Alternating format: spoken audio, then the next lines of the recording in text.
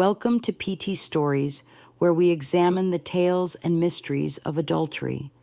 Life occasionally throws us unexpected twists that we can't have predicted. Everything appears quiet and familiar, yet all of a sudden, as if by lightning, flash in a clear sky, something shifts initially, barely noticeable on the periphery of perception. But that sensation becomes stronger inside every second until it takes up all of your energy, which is precisely how I felt the night when Michael, my husband's father, came to see us. My name is Emily, and I'm a regular person from a small Oregon town. I'm married to James, and we've devoted all of our attention to our 2 kids. Our home is located in the ideal location, by the forest, and occasionally when I'm by myself, I think the trees are chatting to one another about something ancient and secret. But I've recently discovered that the true secrets are not concealed in the wilderness, but much closer to the people we love. When Michael unexpectedly showed up, even though he had told us about his coming, he is someone who works in another state and is used to his infrequent trips, but he always finds time to come see us that night. I welcomed him at the door with a little uneasiness that was difficult to describe because he had always been a calm, reticent person. Yet at that time, following supper, we sat in the living room when I noticed something new in his eyes that briefly stopped me cold. James was discussing work in the room, and the kids had already gone to bed. The only thing that saw our chats was the fire in the fireplace, which I made an effort to avoid looking at. Michael, but I could feel him in every cell in my body. His eyes seemed to like an invisible thread drawing me in. And even though this idea was ridiculous, I couldn't get rid of the sensation that we were playing an invisible game, so I attempted to concentrate on what James was saying, but there was something weird and inexplicable every time I looked up into Michael's eyes. There was something alluring about it that went beyond simple curiosity, more that had me thinking about what was hidden beneath his restrained smile. I could sense the atmosphere shifting as the night became darker outside, and the shadows in the room grew longer. Filling with attention, I was unable to articulate why that particular evening was unique, but I was still unable to comprehend just how James's suggestion that we all go to our rooms as the talks waned made me feel despite the ridiculousness of it, I felt a peculiar sense of disappointment and wanted to stay. I couldn't help but keep feeling the weird magnetism that had permeated the space, but that I quietly rose and trailed after my husband, leaving Michael by alone with his. The night was long, and I tossed and turned in bed in an attempt to get some rest, but my mind kept going back to Michael, his tranquility, his eyes, and nothing left I was able to hear his voice in my head, but I couldn't forget that I made an effort to persuade myself that I was only dreaming, worked up from worry and exhaustion, but it didn't assist me internally. The following morning, I attempted to act like I was stirring something I was scared to mention out loud. Normally, James and I talk about our plans for the day over breakfast, but I felt that Michael was observing me as though he were attempting to understand my thoughts. It was like a game in which nobody had spoken anything. Rules out loud, but when James went for work, both parties were aware that it had begun, and the kids left for school, leaving Michael and me alone. The house was silent, save for the wind outside, rustling the trees, bringing comfort and tranquility. I made an effort to concentrate on the housework, but my mind kept returning to him, and I started to hear the sounds of his footsteps. And when I realized I was anticipating our meeting, he went into the kitchen as I. His presence was so strong as I was doing the dishes that I felt a prick of anxiety in my chest that I dared not turn around. But I knew he was close by, and this intimacy warmed my heart. I flinched when Race Emily's voice came out of nowhere. He was as composed as ever. However, there was a quality in his voice that made me gasp, so I turned to face him. He was closer than I had anticipated, and his eyes made me shiver. Were mysterious, as though he understood something I didn't, and we silently gazed at one another. I came to the realization that a father-in-law and daughter-in-law had more in common than that. We stood so close that I could hear what I wanted to say, but the words stopped in my throat. I could hear his breathing, and I felt that feeling all over me. Storm was approaching. I knew something shouldn't be going on, but I couldn't help but look. I was drawn in by every gesture he made, and I knew it was more than just attraction. Michael initially turned away as though to give me a warning about something that was slowly smoking like a fire. Opportunity to gather my thoughts, but I realized that this particular moment would be remembered for a very long time. So I went on with my chores, yet his presence filled every second of that day. His voice sounded like a forewarning of an impending storm. Begin, but had already caught my entire interest, abandoning me that day. I knew that what was happening was risky, but I felt as though something had changed in my life. Couldn't resist it. Everything appeared so ordinary, but there was an elusive force within me, was slowly taking over my life, so I spent the entire day looking for and explain my emotions by saying that cleaning, cooking, and other domestic tasks were all expected to divert my attention. But whenever I was by myself, my mind kept going back to Michael. I was upset, but I couldn't figure out why it seemed like an invisible net was encircling me, its hold growing stronger every day until dark arrived, and James came back. I attempted to be normal after work, and we had dinner together, talking about our daily lives. James spoke some work-related concerns, and I made an effort to listen, but my eyes continued to fall on Michael, who appeared to be aware of the unspoken tension between us. His serenity and quiet turned into something enigmatic and captivating, as though he were anticipating my decision. James initially proposed taking a walk after supper, but he was feeling worn out and overwhelmed. I said no, and he shrugged, kissed my forehead, and walked away.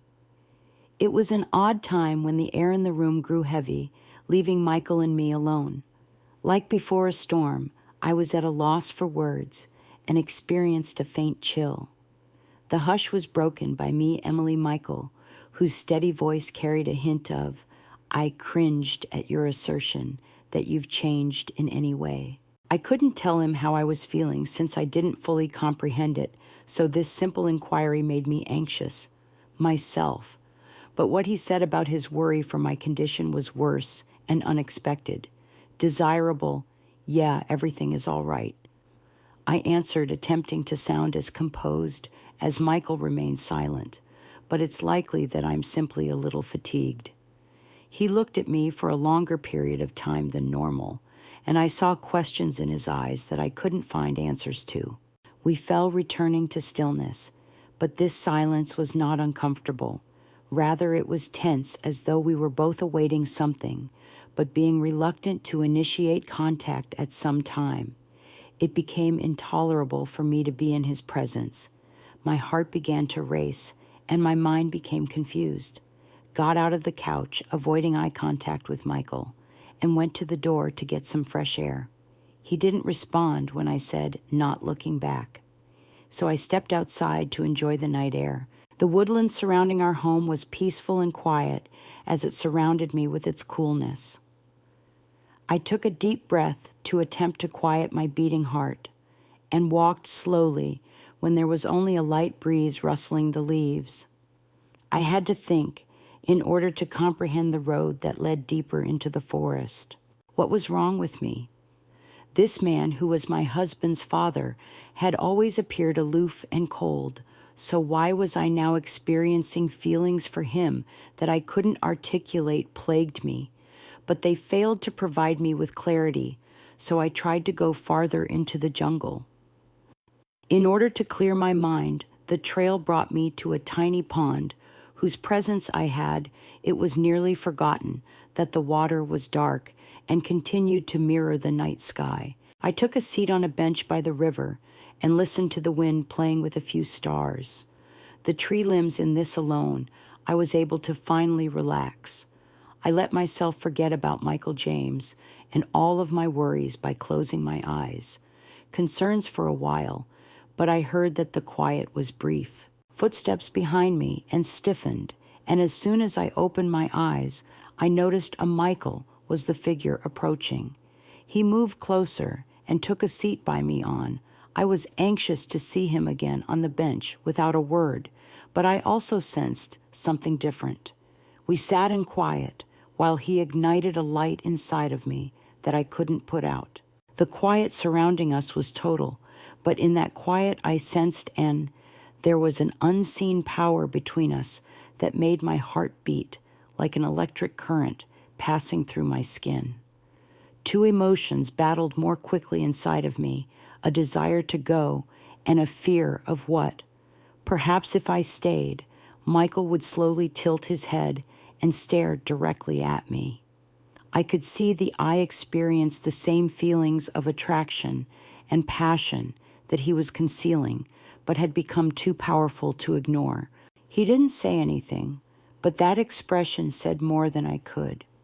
Despite everything, we were like two magnets pulled to one another and couldn't look away or leave. Immediately, I could feel my breathing quicken, and I was worried that he would hear how quickly my heart was beating. Felt afraid that my desire to this man had gotten out of hand and that I would be unable to control it. Strong, I was aware that I wouldn't be able to resist if I remained here much longer. No longer. But Michael noticed my nervousness and cut the connection, first turning his. I felt the tension between us start to ease as I stared into the pond's black surface. But it also came with disappointment because I wanted him to initiate contact, because we both felt a connection ignite. But he may have realized that it was too risky because it's so quiet here. As if nothing had happened, he finally responded in a calm, even voice. Yes, I nodded in an attempt to regain composure. It's safe to assume that he gave me another look and eye, despite everything I was feeling and the danger. I understood that this was only the beginning of something larger.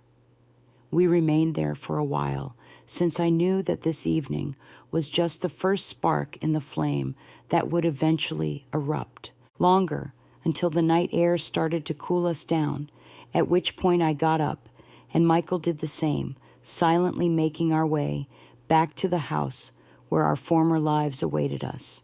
But when we got back, James was already asleep, so I got into bed, since I knew that this night had altered everything. I closed my eyes, but sleep did not come, so I lay there, feeling the forest's chilly night air still tickle my skin. I listened to James's soft breathing and reflected on how this evening will soon bring about a change in everything. Had signaled the start of something novel and risky, but I was powerless to stop it. My life would never be the same.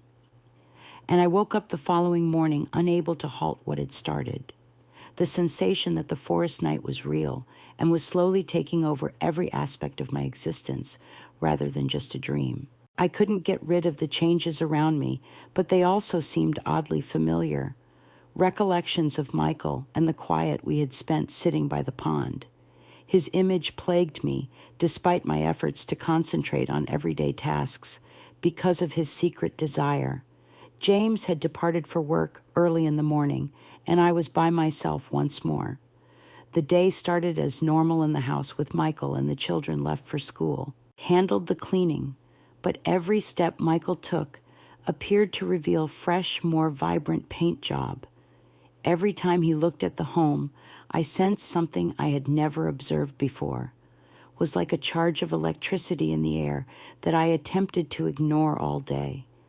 I feared that what had transpired by the pond would happen again if we were by ourselves, so I tried to avoid running into him. would be unable to withstand it any longer, but I could still hear his footsteps in the adjacent rooms and feel that sensation. As dusk drew near and I heard the sun already lowering, it persisted in enveloping me like a thick fog. His voice was quiet, as if nothing had happened, when he called me from the living room, but I thought it was just a front for something far more profound. I went into the room. Attempting to, Michael stood near the window, seeming assured, but I was shaking inside.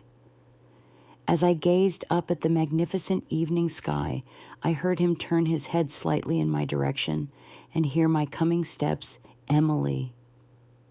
He whispered softly as though to gauge how I would respond to the noise. Of his voice I replied, attempting to sound steady, even though I knew it was growing more challenging. He didn't respond immediately, so I approached him, powerless to avoid the unexpected. Attention. The room was silent, and the only thing reminding us of the world beyond our home kept moving, and I ended up closer to him than I had planned.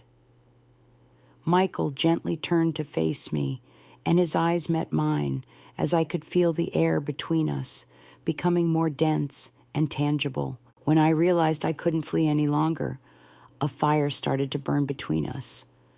That was uncontrollable. His focused stare sent a chill through my spine. He questioned quietly, as though he knew the answer.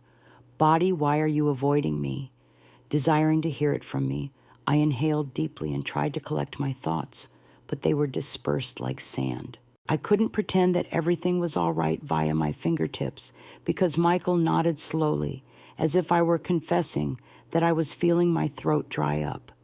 He made a step in my direction after realizing what I meant, and I felt his hand touch mine. It was a slight, almost weightless, yet it made me feel a lot of other feelings. I looked up, meeting his eyes, and saw that I was powerless to stop Michael from getting closer to his breath against my skin, and I was unable to turn away at that precise time. It was just a tiny line that was going to vanish between us. I had no idea how it would all turn out, but I did know one thing wanted it. I wanted him. He reached up and touched my cheek tenderly. The movement was so delicate that I got goosebumps all over my body. I couldn't contain my heartbeat because I was worried he may hear it. This sensation any longer. It had taken over my entire being. Michael came closer, and time seemed to stop. I watched as his lips gently moved and his eyes darkened with excitement. I knew I should back off and halt this when it got close to but I took a step nonetheless, moving forward as I felt his hand close to my face and his lips eventually make contact. For me, it was more than simply a kiss. It was a liberation from all the restrictions laws, and his lips were warm and gentle, and this kiss made me feel things I had never felt before. Encountered previously, everything inside of me cried out that I was making a big mistake, but Michael drew me in closer, since I couldn't stop him at that moment, and I could feel his arms encircling me in an attempt to prevent me from plunging into the pit I had plunged into. I replied in kind. The kiss was long and deep, full of the passion that had been hidden in both of us for so long.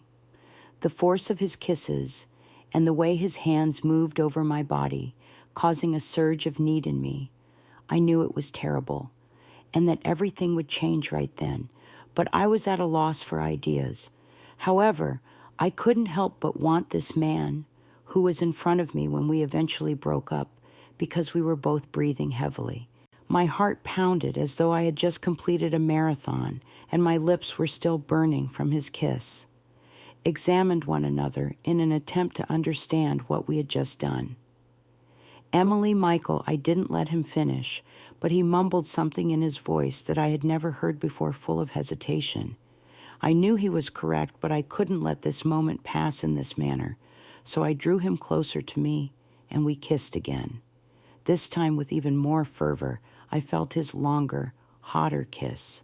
Arms encircling me once more, preventing me from escaping. We couldn't We had both been waiting for this moment if we wanted to, but we were too scared to tell ourselves that we knew this kiss would alter everything yet. I was unable to stop wanting him more than before. At last, when we withdrew from, I felt the world crumble around us, and I understood that our lives would never be the same again. I wasn't sure where this kiss would take us, but it had turned into a point of no return. Michael gently opened his eyes to mine, and I knew that we could never go back.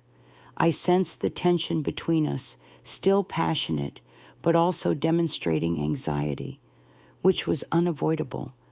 Both of us realized that we had made a grave error, but that realization was unable to stop. He replied, "What had begun, we need to think," and I nodded, unsure of how to respond. I realized that this moment had changed as we stood there in that tense and silent room.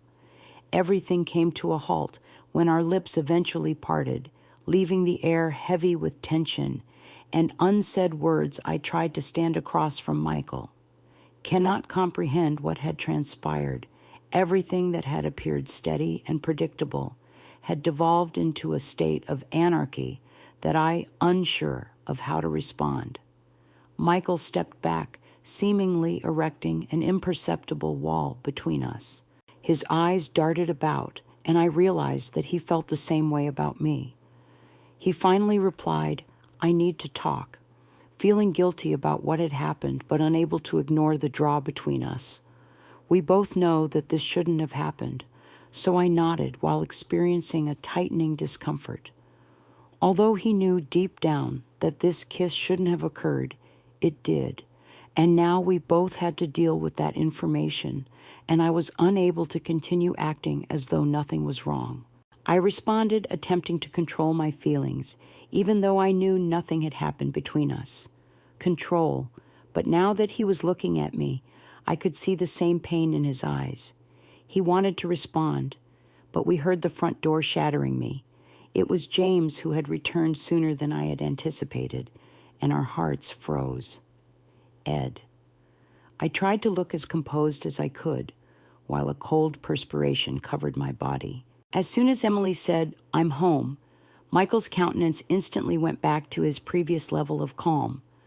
Michael nodded at me, as though to indicate that the chat was done, when he yelled out as he made his way toward us in the living room, and moved aside to go, but I stayed put because I could sense a storm of shame and anxiety building.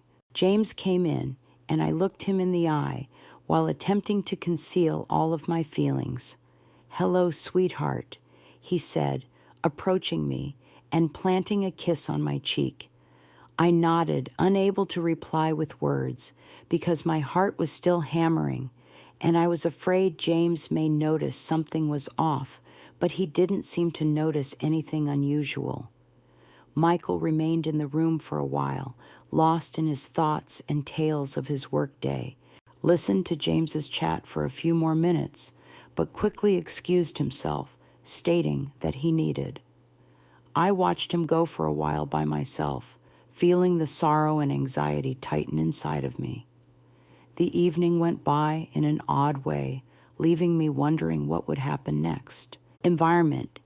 I made an effort to behave normally, but I kept thinking about Michael James, who seemed to be unconscious of happy, that the family was back together. We had dinner, watched a movie, and discussed everyday topics, but as night fell, a storm raged within of me, and we went to bed.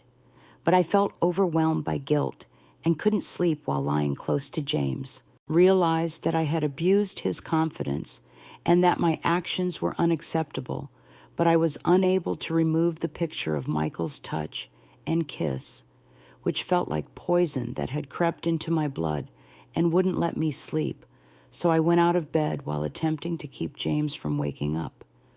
I went out to the bedroom because I needed some alone time to try to process what had happened. Gazing up at the black sky from the porch, where the night air was crisp and cool, I looked for solutions to my questions, but I couldn't find any inside of me. There was a void outside that I wasn't sure how to fill, But within, I heard my thoughts echoing in that silence, and I realized that our kiss couldn't continue without repercussions. We had gone too far, and I now had to choose how to live. I had no idea how much time had gone by when I realized this, but all of a sudden I felt I turned around after feeling someone touch my shoulder and saw Michael, stood close by his eyes, worried and his face taut. "Emily, we need to talk." I nodded as he spoke softly, perhaps hesitant to disturb the night's silence. Knowing there was nothing we could do to avoid this situation, we entered the garden, where the shadowy figures of trees protected us from onlookers. Michael paused, glanced at me, and I sensed my heart begins to race once more. "This shouldn't have happened," he murmured. "My voice is shaking with anxiety, but I can't act as though nothing is going on between us. I'm not sure what to do, Emily, but I know these remarks struck me like a blow. One thing, we can't continue as if nothing has changed." I knew he was right, but all I could do was stare at him, since I was at a loss for words, and attempt to choose our next course of action.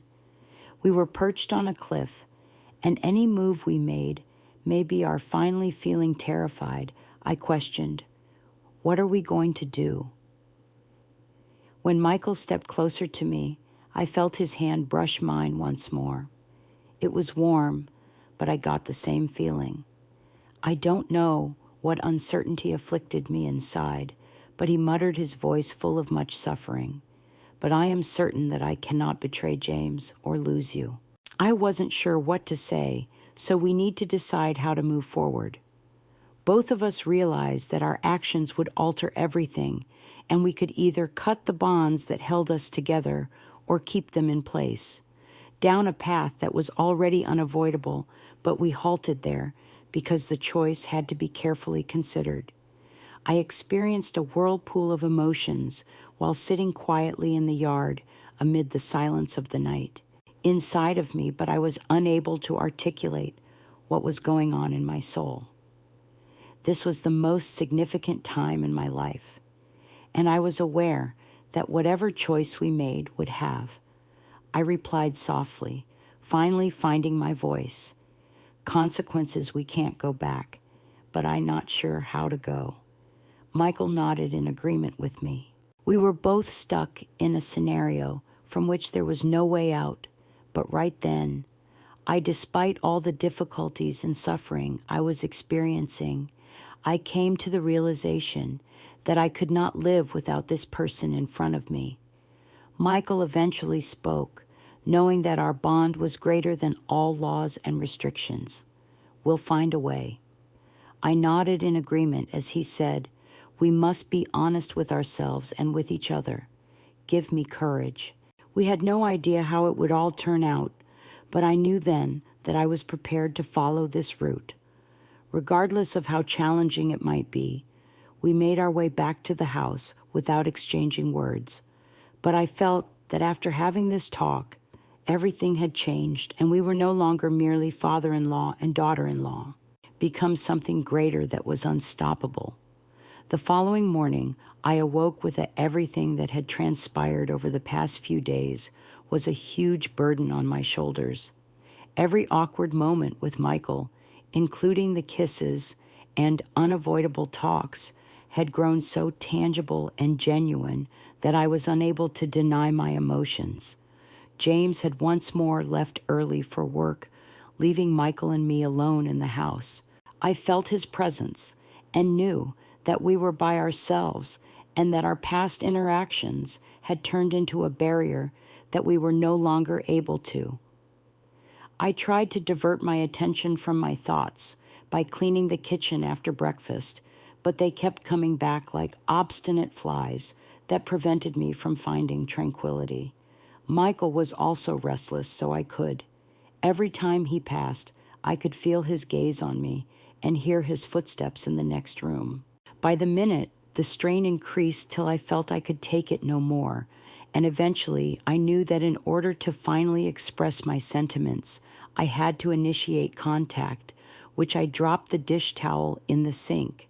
After suppressing for so long then went to the living room where Michael was sitting on the sitting deep in contemplation. He glanced up as I walked in and noticed the same fire. Without speaking, I walked closer to him while my heart raced because of the burning in his eyes that was scorching mine.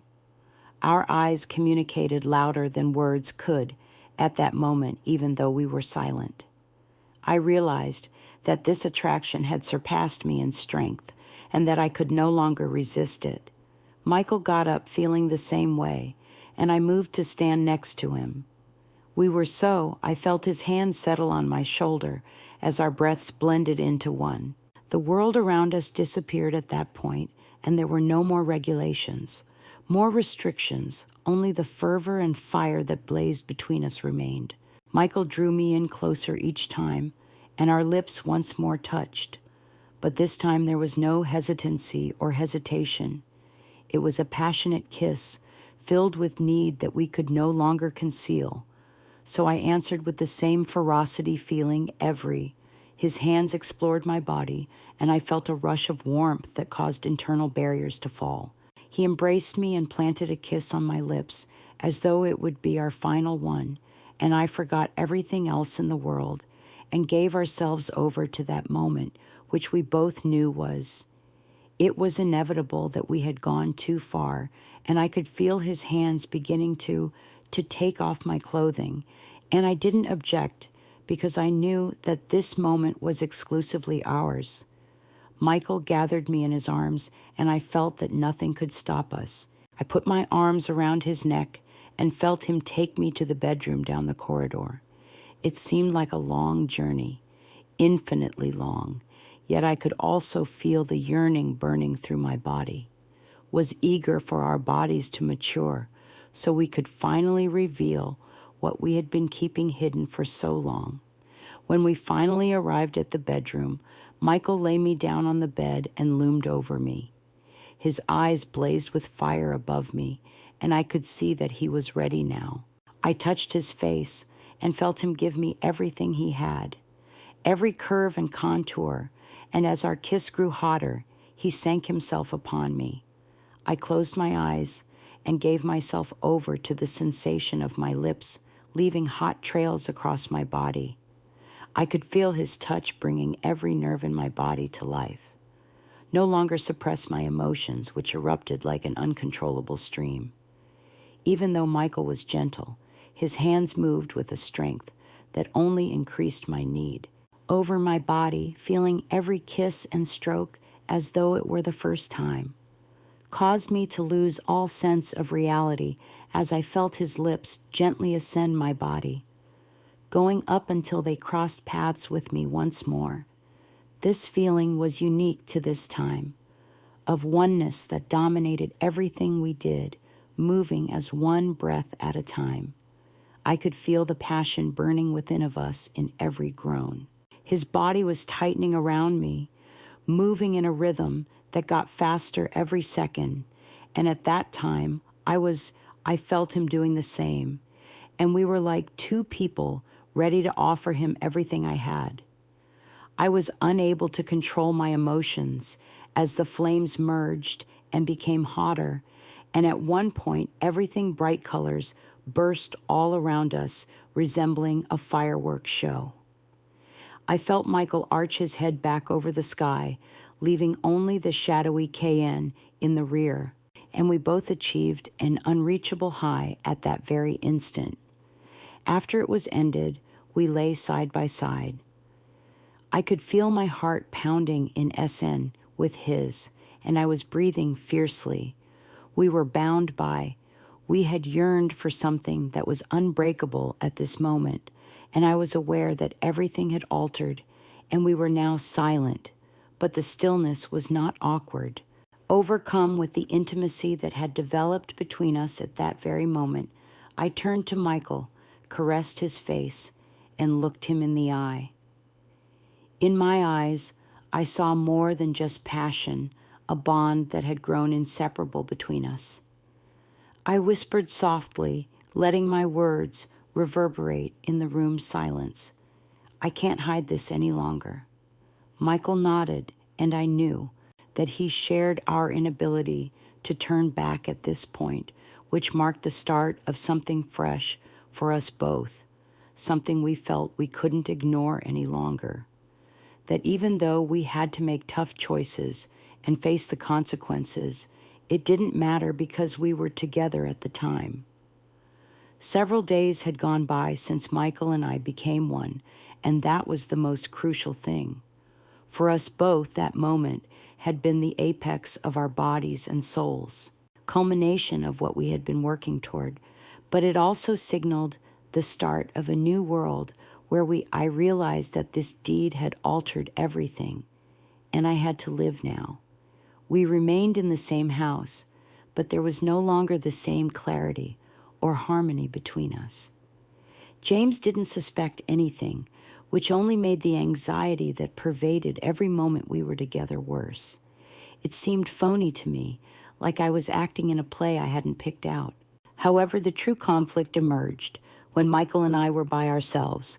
These times were not only passionate, but additionally, despite the risk, we both understood that our relationship couldn't be kept secret indefinitely, and that eventually we would have to make a decision that would permanently alter our life. But for the time being, we attempted to enjoy every. Our time together felt like the final minutes of our joy on one of those evenings when James had long since gone to sleep and the house had quieted down. So I went out onto the porch once more to be by myself, thinking. The night air was chilly, so I tried to take a deep breath. I kept thinking about Michael and how we had been together in an attempt to calm myself. I had a fire inside of me that was focused on our future together and what was ahead. Could not be extinguished. It was more than just passion. I knew I liked Michael, but that took up all of my attention. I also realized that there were a lot of issues and conflicts associated with this love, and I stood there lost. And I assumed that when I heard footsteps behind me, they were Michael's. He approached. His hand touched my shoulder, and it felt both familiar and fresh. That made me shudder uncontrollably. I looked at him and saw the same thing in his eyes. He said softly, as though reading my mind, "We can't keep going like this." I felt a mixture of passion and worry. Believes that it's getting too risky, Emily, and we must make I knew he was correct when he said that we had to leave this world of covert meetings and suppressed emotions to make a decision, and it needed to be a deliberate one. So I said, "What do you recommend?" Michael remained silent for a few moments to steady my voice, even though everything was seething inside. I could see him struggling with himself for a few seconds as he considered his response. To find a way out of this circumstance, but the sorrow he was concealing was visible in his eyes. "I'm not sure what he said in the end, but I can't bear to see you suffer any longer.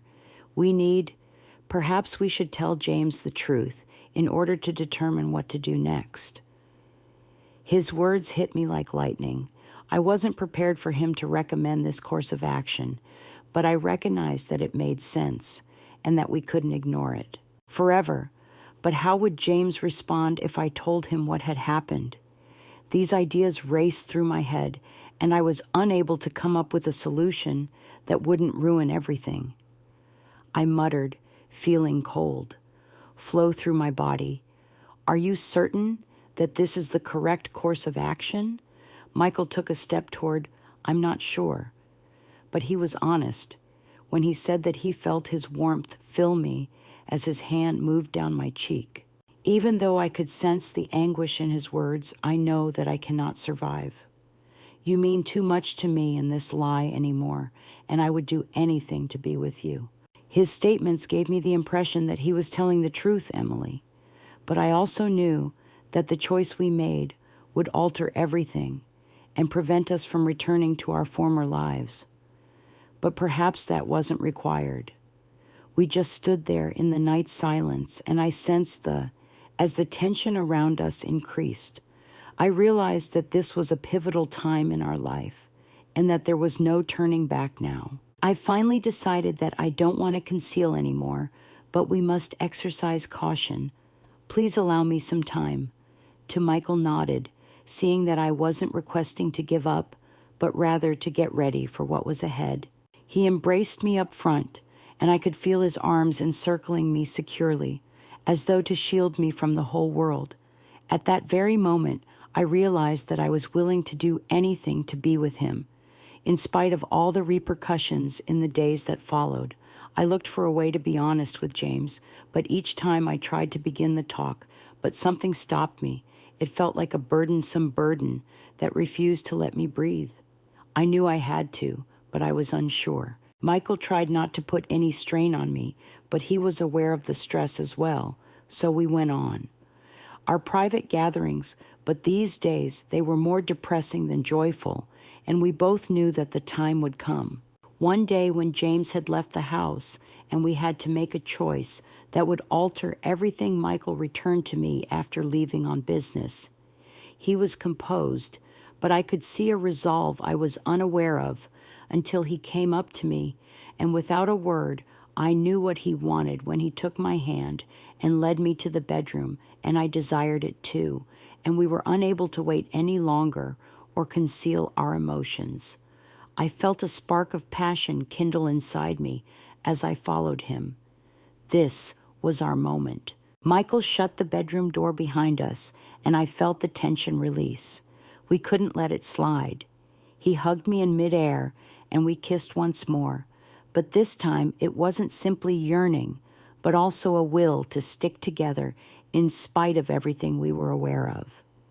We could no longer avoid the fact that this was the start of something new, because as we lay on the bed together, I felt his hands start to take off my clothes, and I gave in to this sensation entirely.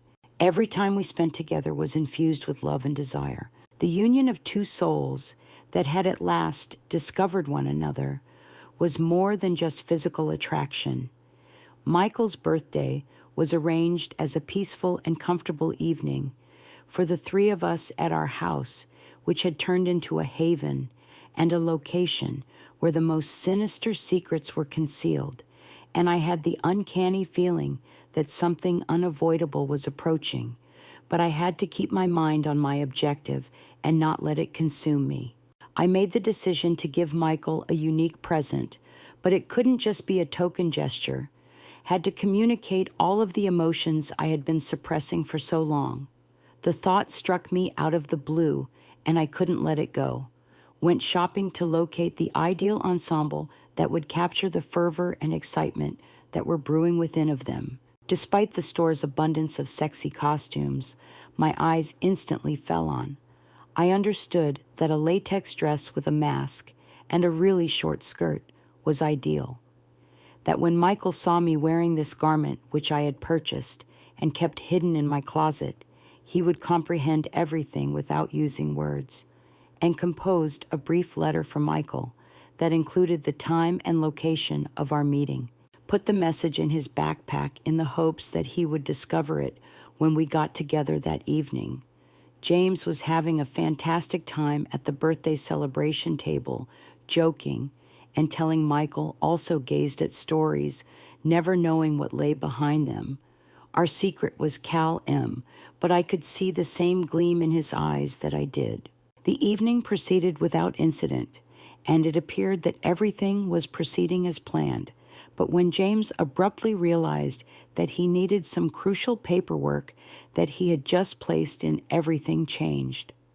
Although I didn't think much of it, Michael's luggage was unexpected. James moved to another room to look for the documents, and I kept cleaning the table while daydreaming. After a short while, he came back and stated, "You know I have to leave immediately, for we'll have to put off our chat." He said that night with a surprising amount of composure. His words didn't seem like a phrase until tomorrow, but I couldn't dispute how fast he packed up, gave me a cheek kiss, and departed, leaving Michael and I alone. Didn't know what was going on, but I was certain that something horrible was coming. The tension inside of me peaked when he departed, and I knew James had Michael and I carried on with the evening, but I had no idea what was intended. However, when the house became quiet, I could see the same anxiousness in every look he gave me. Michael and I went to the bedroom after I put on the outfit I had made. Was our time, and I realized that I needed to take action while we still had the opportunity.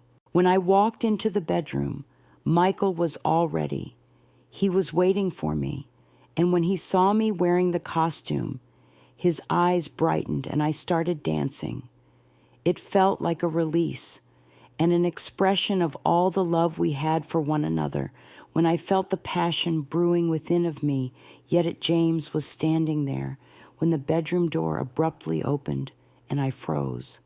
The doorway, his expression a mix of pain and anger, he said nothing, simply observed. His voice was low as he described what was happening here and what was playing out before his eyes.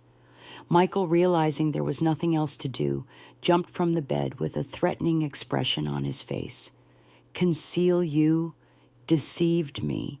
James snarled and lunged at Michael with his, "I was so angry that I threw my fists at you, my father." Michael defended himself, something I had never seen in James before, but I could tell that this fight was filled with disappointment and anguish, and he didn't want to damage his son.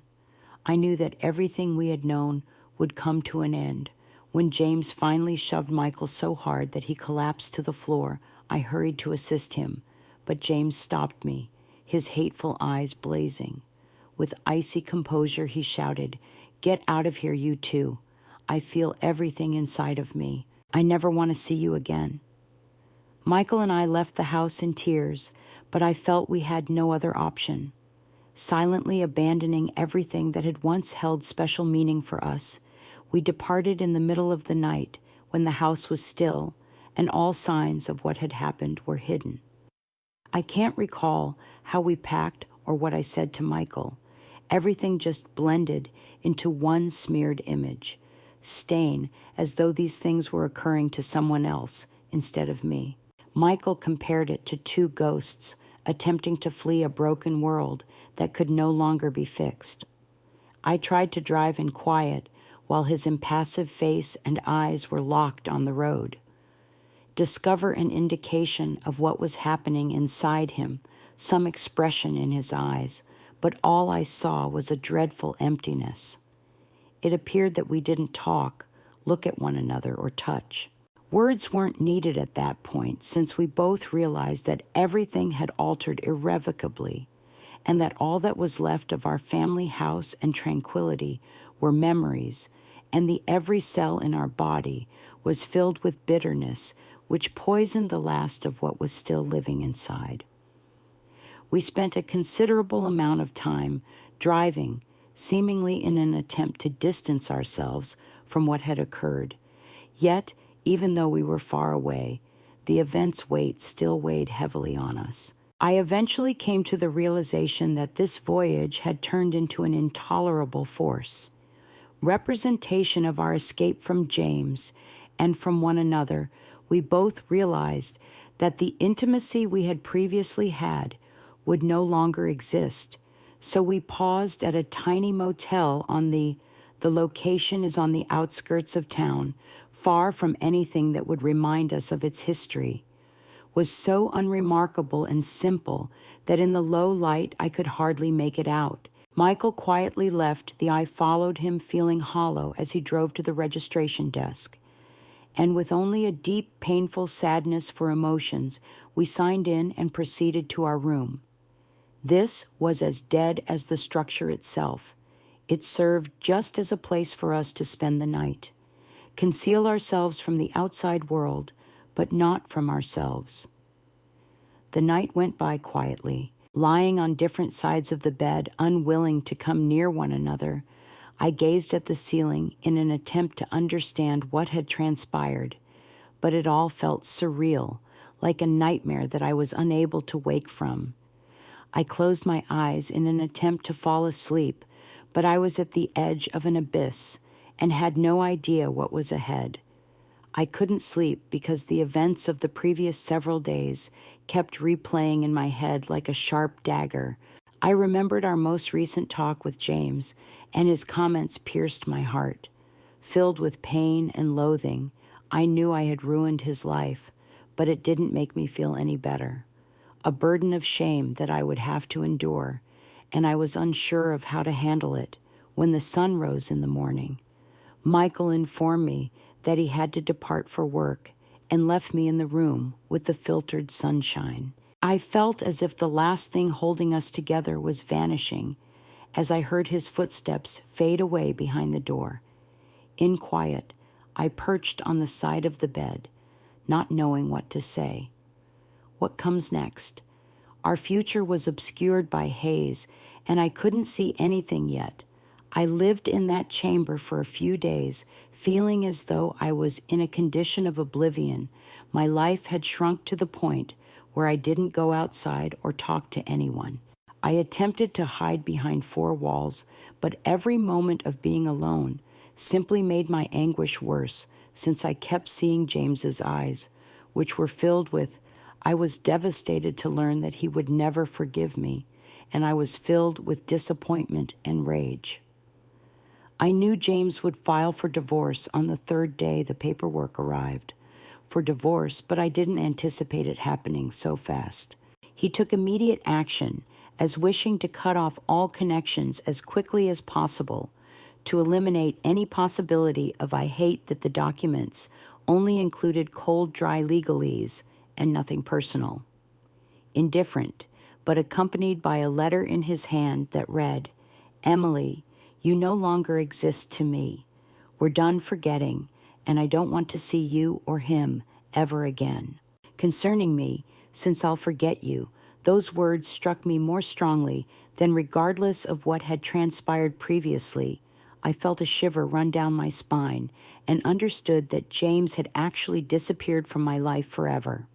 This was the last irrevocable finish, and I was now totally alone. Michael came back that night, stripped of all that had ever held special meaning for me, except the intimacy that had previously connected us had vanished, and he was now far away and absorbed in his own thoughts.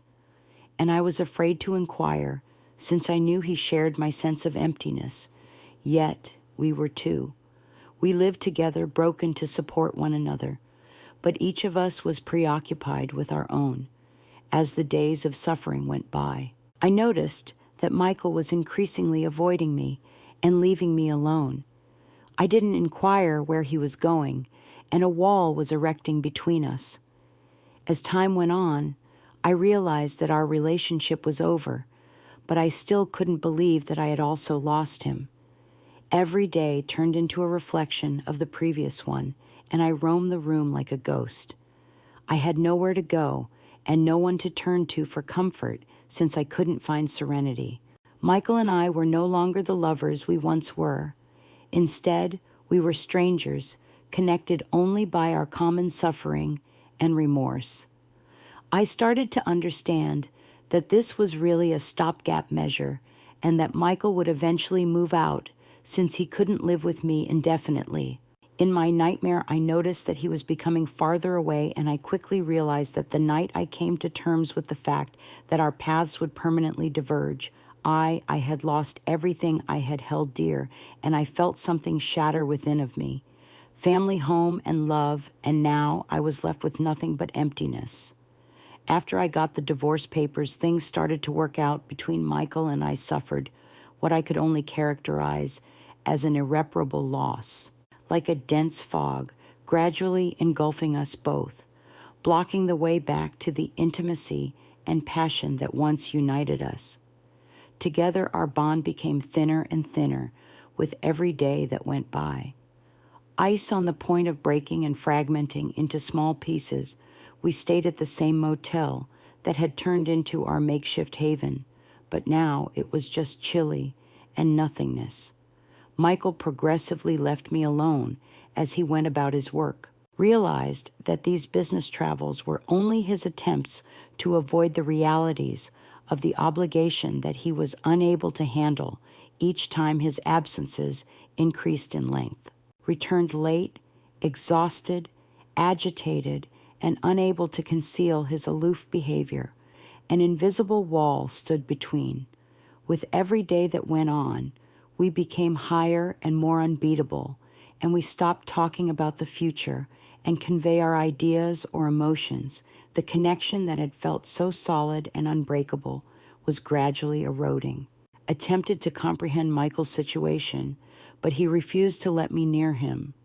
His silence grew intolerable, for I could feel my loneliness growing more, as though I were being engulfed by I occasionally found myself waiting in a dark place from where there was no way out.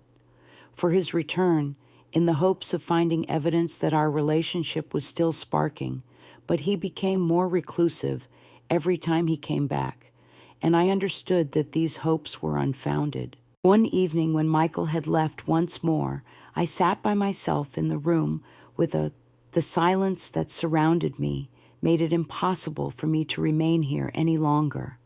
I could no longer withstand the cold and nothingness. I stepped outdoors, hoping to breathe in some fresh air, but even among the trees and the sound of the wind, I felt nothing but sorrow.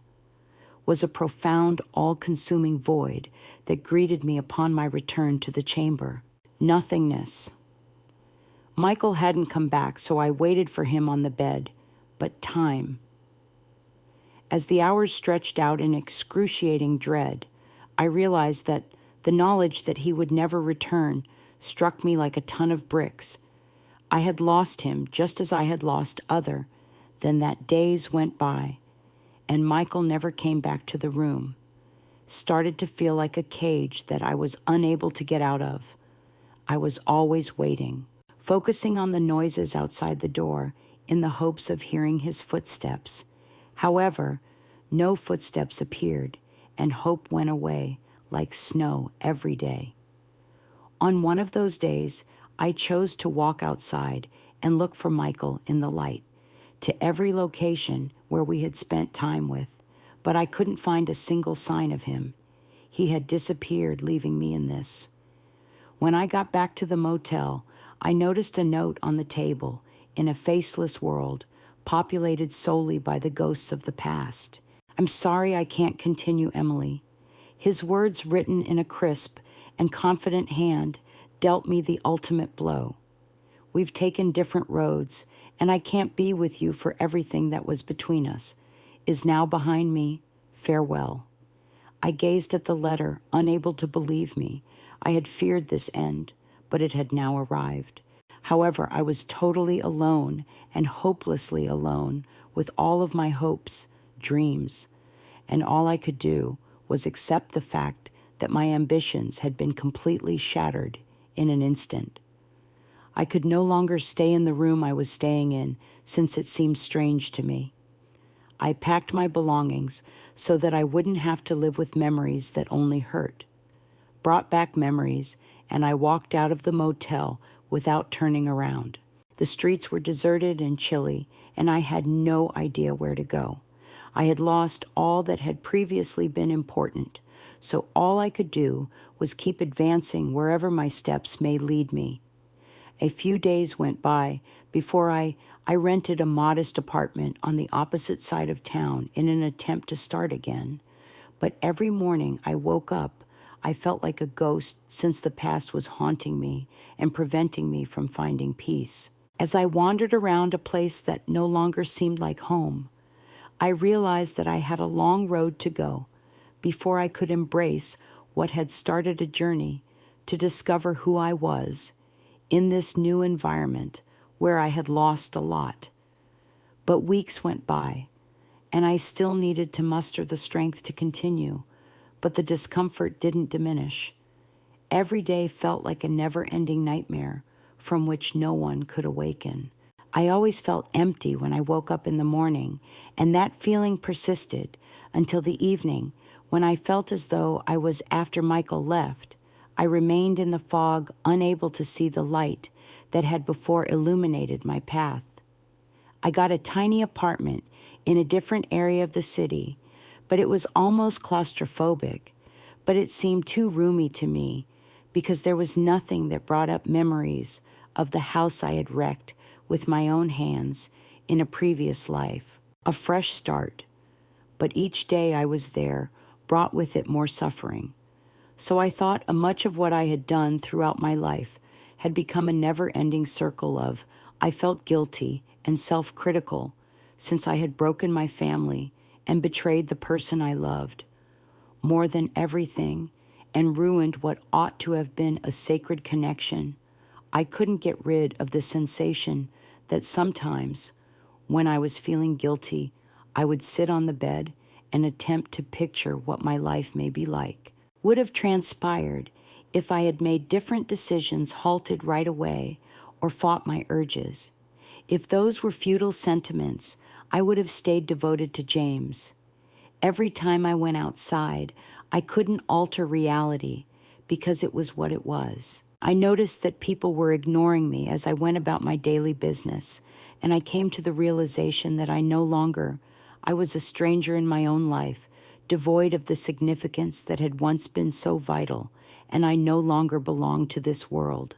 To divert my attention from my concerns, I looked for a job, but even that didn't provide me with any respite. Each morning I would search for work, but I was unable to maintain any position. Everything seemed pointless, and I lacked the willpower to go on. One night after a while, loneliness and despair became my frequent companions.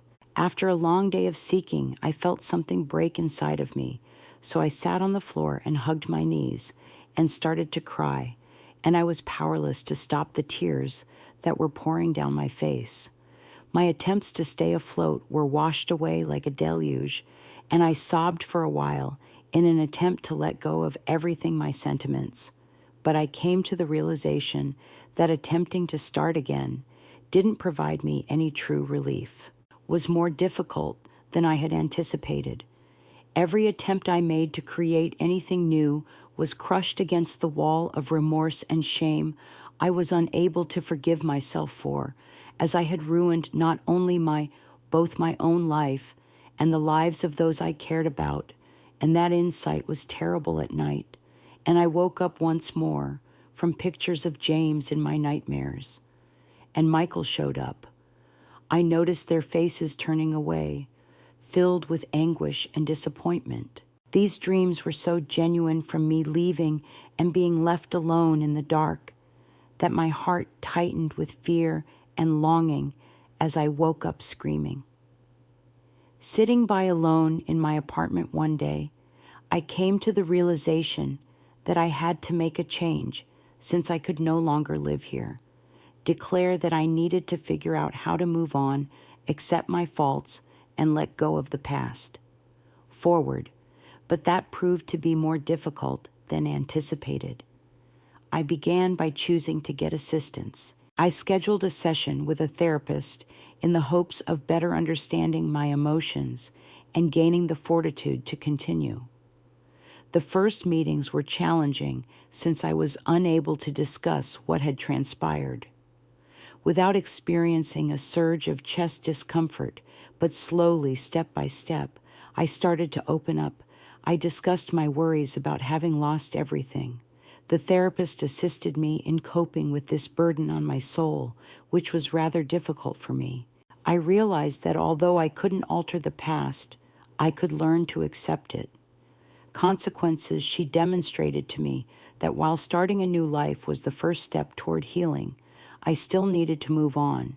Even though it didn't seem conceivable, I had to learn to forgive myself. The process was lengthy and agonizing. I again relived my errors in an attempt to identify there were days when I felt like giving up because I didn't have the inner strength to forgive myself for what I had done, didn't have the energy to go on yet. Occasionally, I felt a light of hope, like a tiny beam of overtime. I saw shifts in the darkness. My anguish didn't go away, but it became less acute. I realized that my past didn't have to define who I was. It wasn't simple, but I could utilize that experience to grow stronger and learn from my mistakes for the rest of my life. Despite the length of the road to healing, I knew I had to keep going every day, took baby moves in the direction of a new life, and got a job in a tiny cafe where nobody else worked. Knowing about my background, this location became into a haven where I could put it all behind me. My issues, even if just for a few hours, I began to discover happiness in the small little things, in the morning light, the aroma of freshly prepared coffee, and the customers' smiles. I knew I couldn't change what had happened, but they gave me the strength to keep trying. I could try to make my life better.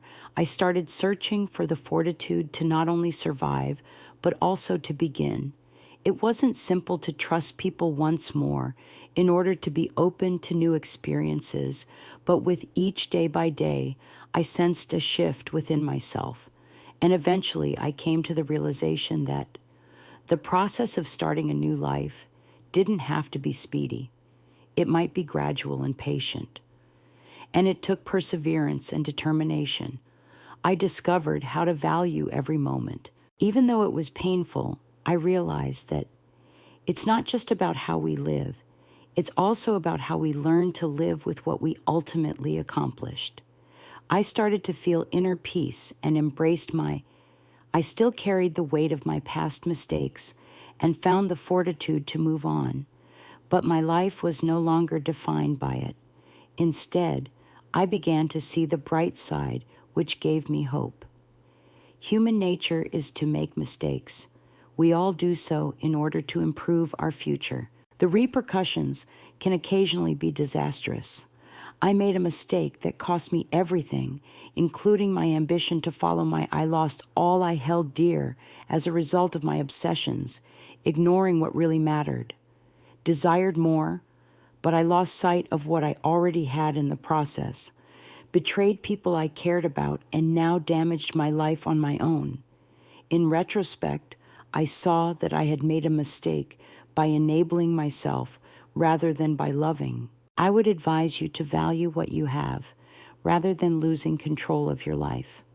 Allow your ambitions to cause you to lose sight of what really important. Although passion is a strong force, it may have disastrous results if it steers you in the wrong direction. If I could, I would select a different course if I could go back in time, but all I can do right now is learn from. I hope that my tale may help you learn from my mistakes and avoid making the same ones. Don't let your desires ruin everything.